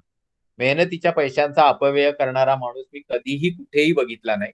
कारण मेहनत करतो त्याने मेहनतीने मिळवलेल्या साधन सामुग्रीची किंमत नक्कीच असते. आणि म्हणून तुम्ही निसर्गाच्या कन्झर्वेशन आणि प्रोटेक्शनच्या बाबतीत मोठी माणसं जास्त जागरूक दिसतात यंगस्टर्स पेक्षा. यंगस्टर्स ऍडव्हर्टाईज चांगली करतात, पण जागरूकता खऱ्या अर्थाने जंगलांच्या आसपास राहणाऱ्या जमातींमध्ये जास्त दिसते, असं माझं वैयक्तिक मत आहे. So why I took out this topic to tell you that सूर्य हा आपल्या खऱ्या अर्थाने सेलेस्टियल फादर म्हणजे वैश्विक पिता असेल तरी त्याचेही बाप तारे बाजूला आहेत त्याच्या, जे रात्री आपल्याला अंधुकशा लुकलुकणाऱ्या बिंदूप्रमाणे दिसतात. जर मी प्रश्न विचारला की रात्रीच्या आकाशात एकूण किती तारे दिसतात तर बहुसंख्य जनता म्हणेल अगणित, असंख्य, infinite, uncountable. That is absolutely wrong answer because visibility of the stars to the naked eye in a night sky to the best possible sky watching condition is 5 to 6,000 called magnitude 6 stars. आता मला सांगा 5-6 हजार तारे जे रात्री दिसतात तेही सूर्यापेक्षा किती आगडबंब आहेत याची सुरुवात आपण करतोय. तुम्हाला गुरु दाखवलाय ज्याच्यामध्ये 1300 पृथ्वी राहत्या, सूर्य 10 लाख पृथ्वी, एक 10-20 सूर्य व्याध मध्ये राहतील, एक 10-20 व्याध पोल्युक्स मध्ये राहतील आणि असे एक 20-25-50 पोल्युक्स स्वाती नावाच्या ताऱ्यात राहतील. आता हे अँटेरस आणि विटेल्ग्यूस म्हणजे काक्षी आणि ज्येष्ठा जे दाखवले त्यांच्यामध्ये लाखो लाखो सूर्य राहतील. खाली सूर्य नावाचा न दिसणारा बिंदू दाखवलाय बघा. आता यांची अंगठी घालणे म्हणजे इम्पॉसिबल टास्क आहे. तेव्हा अंगठी आणि तावीज प्रकरणातून बाहेर येऊया आणि समजून घेऊया की जर ज्या 5-6 हजार ताऱ्यांविषयी मी बोललो त्यातले 5-7 तारे मी इथे दाखवले तर उरलेले 5-6 हजार तारे कुठल्या गावात राहतात आणि 5-6 हजारच आहेत की अजून काही सवंगडी त्यांना आहेत. इथे तुम्हाला मी मिल्की वे गॅलेक्सी नावाचं छोटस ताऱ्यांचं गाव दाखवलंय ज्याच्यामध्ये पिवळा बिंदू जो दाखवलाय तो सूर्य नाही, ती सूर्यमालेची जागा, एक जीपीएस लोकेशन. अशा परिस्थितीत निळ्या वर्तुळाच्या आत जर मिल्की वे गॅलेक्सीचे सगळे तारे आहेत तर ते 6,000 नाही तर 100 ते 200 अब्ज आहेत. आकडा नीट ऐका, 6,000 नाही 100 ते 200 अब्ज आहेत. आणि अशा ह्या मिल्की वे गॅलेक्सीच्या निळ्या वर्तुळाला डायमेट्रिकली जर मी ग्लान्स करायचं ठरवलं, मी एक पिवळी रेषा मारतोय बघा. नाही मारली, मारतो थांबा, जस्ट गिव्ह अ सेकंड. इथे मी एक पिवळी लाईन मारली, ती तुम्हाला दिसली का बघा. एका डायमेट्रिकल एंडला सुरुवात करून दुसऱ्या डायमेट्रिकल एंडला मी जातोय. मला डायमीटर मोजायचा मिल्की वे गॅलेक्सीचा. ठरवलं सरळ मीटर टेप मोटरसायकलवर घेऊन चालवायला सुरुवात करतो तर कदाचित भरपूर वेळ लागेल, पण मोटरसायकल जाते 40-50 किलोमीटर एका तासाला, कार जाते 60-70, ट्रेन जाते 100-125, विमान जातो 1000-1500 आणि स्पेस शटल जातो 60-65 हजार किलोमीटर एका तासाला, म्हणजे एका सेकंदाला 16 ते 17 किलोमीटर. तरीही या स्पीडने जायचं म्हटलं तर फक्त पृथ्वीलाच एक फेरी मारायला 1 तास लागेल. पण याच्यापेक्षा फास्ट जाणारी एक नैसर्गिक गोष्ट उपलब्ध आहे ज्याला म्हटलं जातं प्रकाश. and light travels at a tremendous speed of 3 lakhs kilometer per second. 3 lakh kilometre per second या स्पीडने जाणारा प्रकाश पृथ्वीला 7.5 फेऱ्या एका सेकंदात मारू शकतो. त्या प्रकाशालाच मी या डायमीटरच्या एका कोपऱ्यावर ठेवलं इकडे आणि म्हटलं पळ. त्याला दुसऱ्या साईडला पोहोचायचे किती वेळ लागेल असं मी जेव्हा लोकांना विचारलं तर मागच्या 2650 लेक्चर मध्ये लोकांनी उत्तरं दिली 5 सेकंद, 5 तास, 5 महिने, 5 वर्ष. पण ऍक्च्युअल उत्तर आहे 1,00,000 वर्ष. प्रकाशाच्या वेगाने 1,00,000 वर्ष लागतात पूर्ण मिल्की वे गॅलेक्सी डायमेट्रिकली क्रॉस करायला स्ट्रेट अवे. म्हणजे ऍक्च्युअली तिचा किलोमीटर मध्ये किती व्यास आहे, तर त्याचं उत्तर आहे 1 वर 18 शून्य इतका किलोमीटर. तुम्ही घरी कॅल्क्युलेट करा, जमेल तुम्हाला. आता हे जर मिल्की वे गॅलेक्सीचा व्यास आहे, तिच्यामध्ये 100 ते 200 अब्ज तारे आहेत सूर्यासारखे, तर तुम्ही म्हणाल एकच आकाशगंगा आहे का, तर मी म्हणणार नाही. तुम्हाला मी दुसरी आकाशगंगा दाखवतो. ही आपल्या शेजारील आकाशगंगा आहे. तिच्यामध्ये 400 अब्ज तारे आहे. तिचा डायमीटर 1,00,000 प्रकाश वर्ष नाही, ते 1,80,000 प्रकाश वर्ष आहे. तुम्ही म्हणणार दोनच आकाशगंगा आहेत का, तुम्ही म्हणणार नाही. इथे दाखवलेला या स्लाइड मधला प्रत्येक बिंदू हा एक आकाशगंगा आहे. तुम्हाला जर मी हे झूम करून दाखवलं तर कुठलेही 2 बिंदू आपण जवळ आणू. आता तुम्हाला 2 बिंदू दिसत आहेत, त्यांच्या भोवती मी एक निळी बॉर्डर मारतो, म्हणजे तुम्हाला एक आयडिया येईल की मी कुठल्या बिंदूविषयी बोलतोय. मी ह्या 2 गॅलेक्सी विषयी बोलतो. हिला मी म्हणतोय अँड्रोमेडा गॅलेक्सी, हिला म्हणतोय मी मिल्की वे गॅलेक्सी. छोटी मध्ये एका टोकापासून दुसऱ्या टोकाला जायला प्रकाशाला 1,00,000 वर्ष लागतात. मोठी मध्ये एका टोकापासून दुसऱ्या टोकाकडे जायला 1,80,000 वर्ष लागतात. मिल्की वे गॅलेक्सी पासून अँड्रोमेडा गॅलेक्सी पर्यंत जायला प्रकाशाला 22,00,000 वर्ष लागतात. आता तुम्ही म्हणणार की जर या चित्रामध्ये 2 आजूबाजूच्या बिंदूंमध्ये एकापासून दुसऱ्यापर्यंत जायला प्रकाशाच्या वेगाने 22,00,000 वर्ष लागतात, तर ह्या चित्रामध्ये किती गॅलेक्सी आहेत? 3-3.5 हजार. This is called Hubble deep field. मग हे चित्र आकाशाच्या किती भागात आहे? असं पकडा की एक डोळा हाताने बंद केला, दुसऱ्या हातामध्ये 5 रुपयाचं कॉईन धरलं 2 बोटांमध्ये, आणि त्या कॉईनच्या मागे एक डोळ्या झाकलेला असल्या कारणाने आकाशाचा जो भाग खऱ्या अर्थाने लपला त्या भागाचा हा एक फोटो आहे असं तुम्ही पकडा. तर तुम्ही लगेचच विचारणार की 1 रुपया मागे जो आकाश लपला त्यामध्ये जर 3,500 गॅलेक्सीज आहेत, तर एकूण आकाशात किती गॅलेक्सीज आहेत? मी म्हणणार 100 ते 200 अब्ज. मग तुम्ही म्हणणार एवढं मोठं विश्व आहे, तर मी म्हणणार नाही, पिक्चर मध्ये अजून रजनीकांतची एंट्री बाकी आहे. आणि ती एंट्री ही आहे की 100 ते 200 अब्ज गॅलेक्सी हा जो दृश्य स्वरूपातला मॅटर विश्वामध्ये आहे, तो या विश्वाचा 5% भाग आहे. आणि 95% भाग हा डार्क मॅटर आणि डार्क एनर्जी आहे, which is contracting or expanding the universe. Dark matter has got tremendous gravitational influence, so it is holding the galaxies and related matter. And dark energy is the exactly opposite in nature, and it is expanding the universe as per Hubble's law. आता हे सगळं भौतिकच्या विद्यार्थ्यांना, फिजिक्सच्या विद्यार्थ्याला कळलं पाहिजे. सांगण्याचा हेतू हा, हे सगळं आपल्याला अकॅडमिक्स मध्ये शिकवलं जात नाही.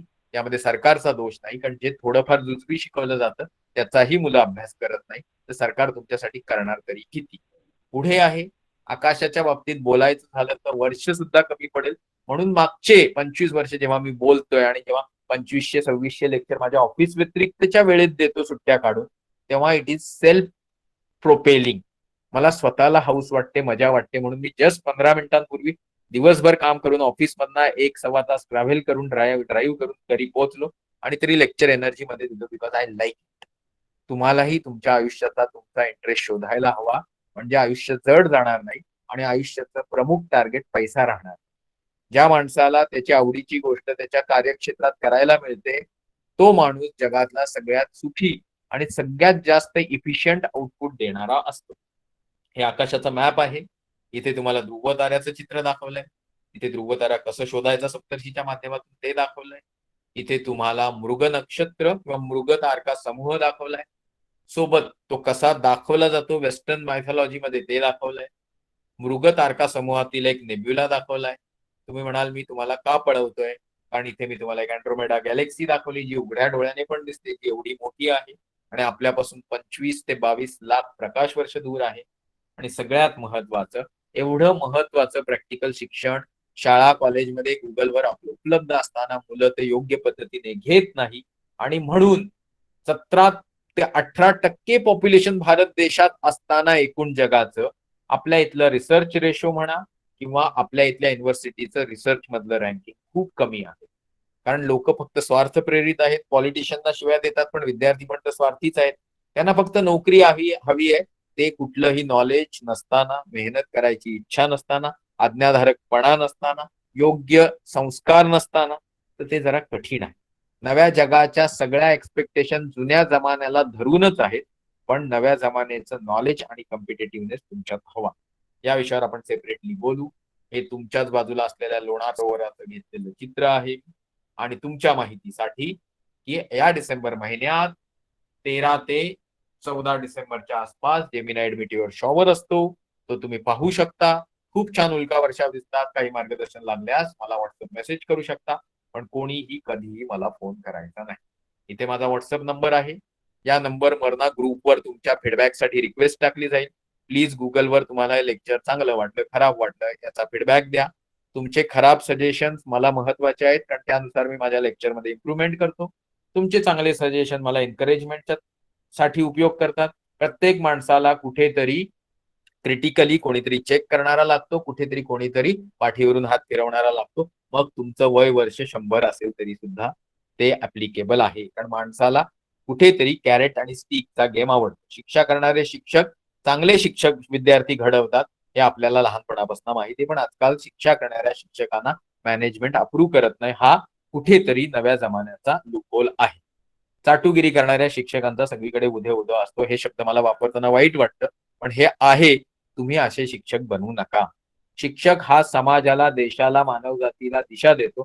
आज जर मी काही आहे खेडेगावात राहणारा जिल्हा परिषदच्या मराठी मीडियम मध्ये शिकून मी जर इथे पोहोचलोय आणि मी जर काय समाजासाठी करतो त्याचं तुम्ही सोशल प्रोफाईल इंटरनेटवर बघू शकता, म्हणजे तुम्हाला सहज कळेल की संस्कारांची गरज किती असते.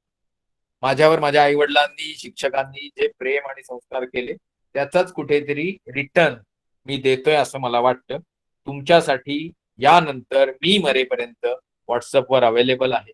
कुठल्याही प्रकारचं मार्गदर्शन हवं असेल, just put me WhatsApp message and I will help you out. आपल्याकडे युपीएससीच्या विद्यार्थ्यांसाठी हॉस्टेल आहे, कम्प्लिटली मोफत. आपल्याकडे मार्गदर्शनाचे विविध पर्याय आहेत, तेही तुम्हाला सांगितले जातील. फक्त सर मला कुठेतरी चिकटवा असले घाणेरडे प्रस्ताव मी स्वीकारत नाही. लायक लोकांना योग्य दिशा आणि मार्गदर्शन करून समाजासाठी उपयोगी बनवणे हे मी माझ्या आयुष्याचं ध्येय बनवलेलं आहे.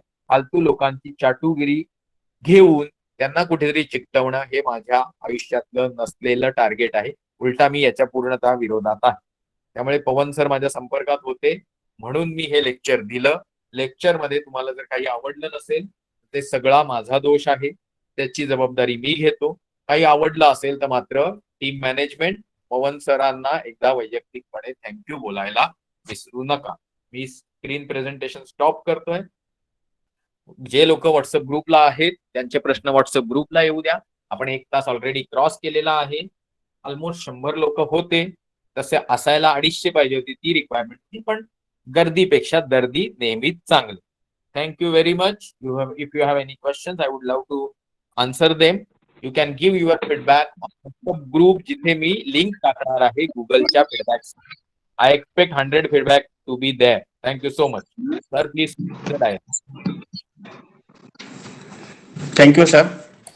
Now participants are requested to ask question if you have any question related to this talk. So there is one question in chat box. How to calculate this number of galaxies and the size of the universe? See जोपर्यंत गॅलेक्सींची गोष्ट आहे, म्हणजे आता आपण आपल्या एका गावात आहोत आणि आपल्या गावात जर एका उंच टॉवरवर उभं राहून आजूबाजूला किती गावं आहेत हे मोजायचं ठरवलं तर प्रॅक्टिकली इट इज पॉसिबल.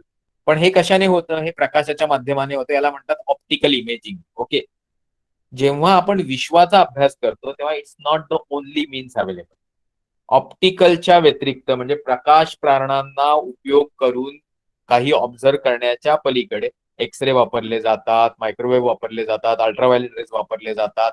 सगळ्या प्रकारची प्राण वापरून बऱ्यापैकी विश्वाचं एकंदर चित्र आज आपल्या समोर उभं आहे आणि त्याचाच एक आउटपुट म्हणून आज आपल्याकडे एक अप्रॉक्सिमेट गॅलेक्सीची साईज, गॅलेक्सीचे डायमीटर, गॅलेक्सीचा अंतर्गत काय आहे हे आणि एकूण गॅलेक्सीची संख्या आणि विश्वाचा एकूण फापट पसारा याच्याविषयी एक अप्रॉक्सिमेट अंदाज आहे. ते रिफाईंड होत राहतात जशी टेक्नॉलॉजी इम्प्रूव्ह होत राहते. Is it clear? मला प्रश्न परत परत बघावे लागतात. What is black? ओके. अजून काही प्रश्न आहेत का? वरती calculate number of Galaxy. I have Beginner would say that start from the newspaper. Sir, how should I approach student research field as BSc level student? ठीक आहे. त्याचे 2-3 प्रश्न मी वाचले. त्यातला मला एकच लक्षात आलं, एमपीएससी युपीएससी तयार करण्यासाठी खऱ्या अर्थाने 18 ते 20 तास अभ्यास करण्याची क्षमता डेव्हलप करावी लागेल. कारण तुम्ही जे लहानपणापासून शिकलात एमपीएससी साठी महाराष्ट्र लेवल आणि युपीएससी साठी बेस्ट इज एनसीआर म्हणजे सीबीएसईचा सिलेबस थोडक्यात उचलायचा 5वी पासून 12वी पर्यंतचा करायचा, सोबत न्यूजपेपर, करंट अफेअर्स, तुमचे इंटरव्ह्यू टेक्निक, पण सगळ्यात महत्वाची असते प्रिलिम्स. प्रिलिम्स दिल्यानंतर मुलांना खऱ्या अर्थाने कळतं की कौन कितने पानी में है. जोपर्यंत प्रिलिम्सचा रिझल्ट तुम्हाला योग्य येत नाही, तुमचं खरं पाणी तुम्हाला कळत नाही, तोपर्यंत आई वडिलांच्या पैशाचा अपव्यय करू नका. कोचिंग क्लासला जाऊन प्रिलिम काढणे हे टार्गेट नसावं. प्रिलिम्स निघाल्यानंतर कोचिंग क्लासच्या बाबतीत तुम्ही नक्कीच विचार करू शकता, कारण अटेम्प्ट भरपूर असतात. आणि शुभस्य शीघ्रम. जर तुम्ही एफवाय, एसवाय, टीवाय किंवा 10वी, 11वी, 12वीला हे टार्गेट ठेवलं तर खूपच कमी पैशात तुम्ही युपीएससी देऊ शकता. YCO एमओयू तर्फे किंवा इग्नू तर्फे बीए केलं आणि जर तुम्ही युपीएससी टार्गेट ठेवलं तर अक्षरशः वर्षाला 1500 रुपये फीजने तुम्ही ग्रॅज्युएट होता. पण तेच बाहेर जर तुम्ही बघितल्यात तर काय उटपटांग फीज असतात. बीए सायकोलॉजी 18,000, 20,000, 25,000, 1.5 लाख रुपये पण फीज घेतात वेडे लोक, आणि वेडे लोक देतात पण. त्यामुळे try to understand. Getting certificate, what you require for MPSC is graduation. त्याच्या पुढची सगळी मदार तुमच्या हातात आहे. तुम्ही किती अभ्यास करता, तुम्हाला मार्गदर्शन म्हणाल तर युट्यूबवर एवढे मार्गदर्शक व्हिडिओ अवेलेबल आहेत की तुम्हाला खरंच कुठे क्लास लावायची गरज नाही. आम्ही सुद्धा ऑनलाईन क्लास चालवतो, थोडेफार पैसे घेतो, पण बाहेर जर 4 लाख रुपये असतील तर त्याचे 10% आम्ही घेतो. हेतू हा की मार्गदर्शनामध्ये मार्गदर्शनच झालं पाहिजे. अगदी अब कड आणि आई पासून शिकवण्याची जबाबदारी घेतली जात नाही. त्यामुळे इथे ते सांगणे अभिप्रेत नव्हतं, पण तुम्ही प्रश्न विचारला म्हणून मी ते उत्तर देईन. ओके. पण तुम्ही आमच्याकडे जॉईन व्हा असं मी बिलकुल सांगणार नाही. तुमची इच्छा, तुम्हाला जे काही करायचं ते तुम्ही करा. माझ्याकडनं वैयक्तिक दिलेलं सगळं मार्गदर्शन टोटली मोफत असणार. एकच मिनिट, जरा मला चष्मा लावू द्या, मला प्रश्न वाचता येत नाही. Give me second. माझ्यामुळे थोडं लेट झालं, मला माफ करा. सर, आपण विश्वाची अनोखी सुंदर सफर अत्यंत सोप्या शब्दात थँक्यू. ब्लॅक होल काय आहे असं कोणीतरी विचारलं. Black hole is the high density material reach to the singularity where even light cannot escape, and that is why that material is referred as a black hole. आता याच्याविषयी जर तुम्ही म्हणाल तर काही कळलं नाही तर सिरियसली सांगू, हा कॉन्सेप्ट इतका सिंपल आणि इतका मोठा आहे की इंटरनेटवर ब्लॅक होल टाकून तिथे तुम्ही एक 2-3 तास वाचन करा, म्हणजे माझ्या उत्तराची गरज लागणार नाही. आणि इथे आपण विनाकारण सगळ्यांचा वेळ फुकट घालवणार. ओके. अजून तर काही प्रश्न दिसत नाहीये. Sir please explain about wormhole. Black होलच्या एक्झॅक्ट अपोजिट वर्म होल आहे. ब्लॅक होल जर सगळं आत घेतो तर सगळं आत घेतलेलं बाहेर काढण्याचं काम वर्म होल करतो. असं how it is related to the time travel. जर एखादी गोष्ट आत गेली तर तिथे टाइम थांबला, because gravity affects the time.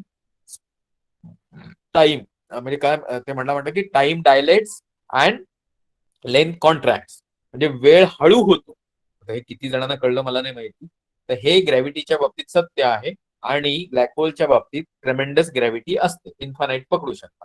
अशा परिस्थितीमध्ये वर्म होल आणि ब्लॅक होल हे टाइम ट्रॅव्हलच्या पाथसाठी एक लूप किंवा रनावे किंवा काय म्हणू शकता, पळवाट किंवा गुप्तवाट ठरू शकतात. Thank you so much. Thank you so much. Okay. So now आता आपल्या इकडे संपलेला आहे आजचा कारभार.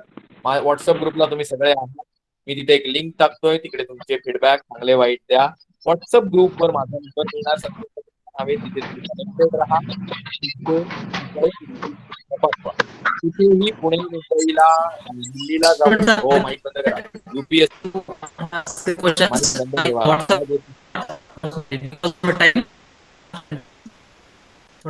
असल्यामुळे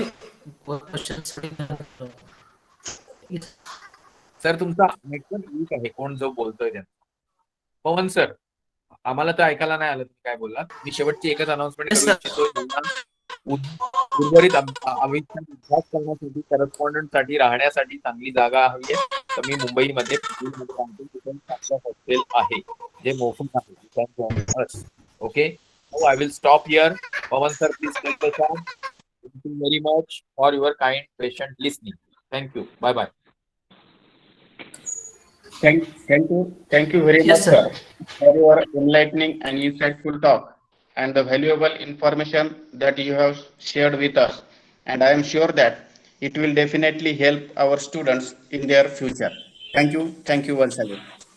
Now, I request our principal, Honorable Dr. D.V. Gore, sir, to deliver the presidential address of this program. Honorable Dr. Gore. Thank you sir. Sir आवाज येतोय ना? I am audible? Yes, sir. Hello sir. Okay, thank you sir. आपल्या श्री बालाजी संस्थान देऊळगाव राजा द्वारा संचालित श्री व्यंकटेश कला वाणिज्य व विज्ञान महाविद्यालय देऊळगाव राजा येथील आपल्या केमिस्ट्री डिपार्टमेंटच्या वतीनं understanding the universe with scientific temper या विषयावर आयोजित आजच्या या ऑनलाईन वेबिनारच्या माध्यमातून आजचे प्रमुख अतिथी सन्माननीय संतोष टकले सरांनी अत्यंत सहज, सुलभ आणि ओघवत्या भाषेमध्ये सायंटिफिक टेम्पर अर्थात वैज्ञानिक दृष्टिकोन विकसित करण्यासाठीची जी काही प्रिन्सिपल्स आहेत, मूलतत्वे आहेत, ही आमच्या विद्यार्थ्यांना समजावून सांगितली. आदरणीय टकले सरांनी सांगितल्याप्रमाणे प्रत्येकाने आपल्या आयुष्यात जिज्ञासू वृत्ती अर्थात क्युरिओसिटी जोपासली पाहिजे आणि प्रत्येक गोष्टीकडे प्रश्नार्थक दृष्टिकोनातून पाहिलं पाहिजे. म्हणजे क्युरिओसिटी अर्थात जिज्ञासू वृत्ती ही जिज्ञासू वृत्ती विकसित करण्यासाठी किंवा ती जोपासण्यासाठी पूर्व अट ठरू शकते. जर आपल्याला आपल्या आजूबाजूला असणारे जे काही मूलभूत प्रश्न आहेत वेगवेगळ्या स्वरूपाचे असतील, ते प्रश्न जर सोडवायचे असतील तर सर्वात अगोदर आपल्याला त्या प्रश्नांकडे जिज्ञासू वृत्तीने बघावं लागेल. वैज्ञानिक दृष्टिकोनातून त्या प्रश्नांचं आपल्याला विश्लेषण करावं लागेल. ती समस्या कोणत्या कारणामुळे निर्माण झालेली आहे हे आपल्याला अगोदर शोधावं लागेल. एकदा कारणं लक्षात आली तर ती कारणं जर आपण दूर केली किंवा ती कारणं दूर करण्यासाठी आपण काय करू शकतो यासाठी जर उपाय आपण शोधू शकलो तर ती समस्या निश्चितच आपण सोडवू शकतो.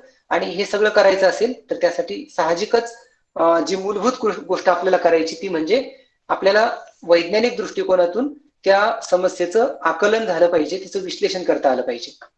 आदरणीय टकले सरांनी आपल्याला जीवनाचा खरा अर्थ अर्थात अंतिम द फायनल ट्रूथ ज्यांना समजलेला आहे अशा आपल्या आजच्या व्याख्यानाचे प्रमुख मार्गदर्शक, वैज्ञानिक दृष्टिकोनाचे प्रचारक आणि प्रसारक आदरणीय टकले सर यांनी अत्यंत ज्ञानवर्धक आणि म्हणजे ओघवती भाषा जी आहे मराठी इंग्रजी सरांनी जी वापरली ती अत्यंत सोपी.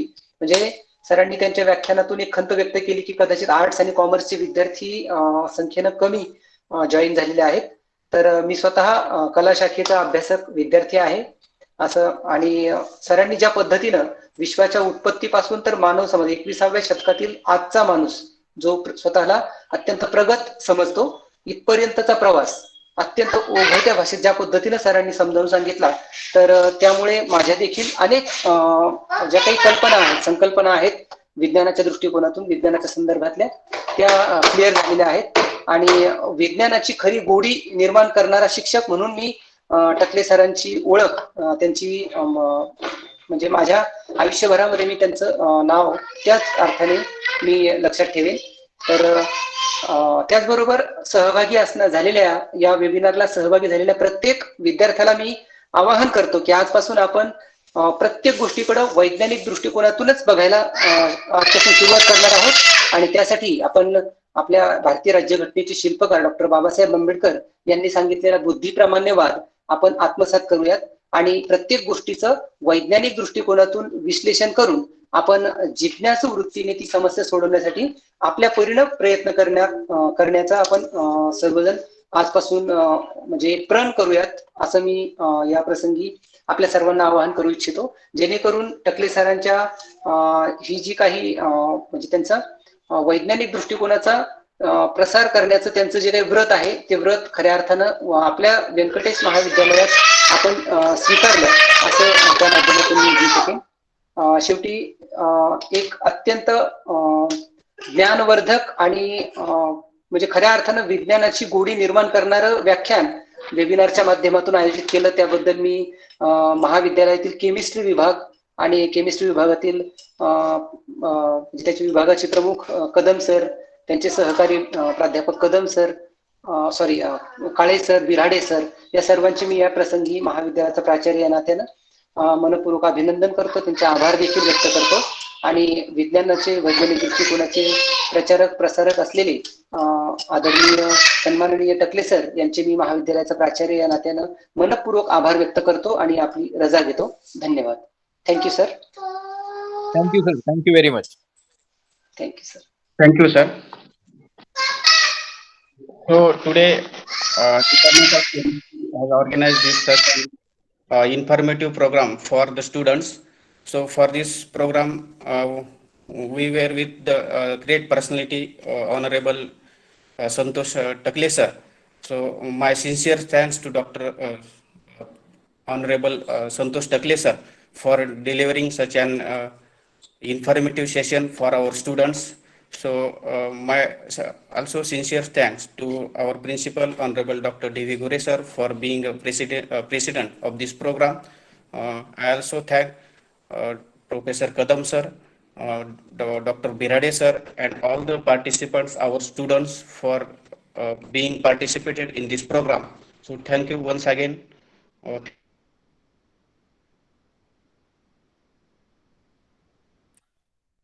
Okay, sir. I think we should now. May I leave the meeting?